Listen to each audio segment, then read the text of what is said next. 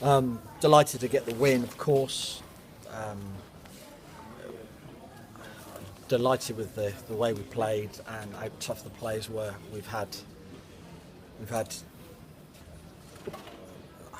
was like a scene out of a war movie at half time. We had, it was players everywhere getting bandaged up and treated, and there was a fair portion of good football from us as well to create the chances. So, it's the first day of sort of autumn winter today. It's a wet day. The ball skidded about. I thought we coped with it pretty well.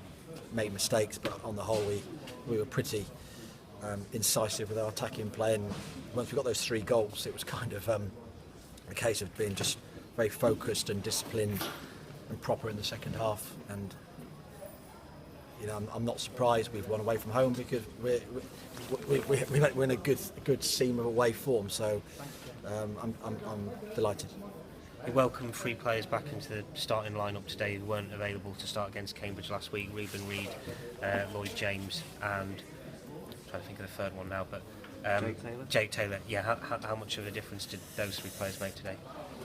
Well, Reuben brings something to the team. The ball stays in around him, and we worked off him pretty well. I mean, he'd like to have scored today, but he contributed a lot. He was a little bit rusty, having not trained for a week, straight into it. But it was nice to have Lloyd back. He's had, a difficult couple of weeks off the pitch. And considering, his situation, which is a personal matter, he did particularly well today. And Jake Taylor, probably the best performance I've seen from an Exeter player in 2 or 3 seasons. And there was nothing clever, nothing fancy, nothing flash. He was just as proper as you can get from start to finish. Never made a mistake. And considering he played the second half with the most awful swollen ankle, and they took some scalps in the first half. At the end of the first half, they took three tough tackles, and they took some scalps. And David Wheeler and Jake made it through the second half remarkably well, and they were swollen black and blue at half time. So well done to them, those 2 particularly, for carrying on. And poor Chrissy's got an horrendous gash across top of his knee. So it wasn't without cost today. In terms of the first half, great attacking display, but I mean the resilience and desire of the second half must have really pleased you when you take into account those injuries as well.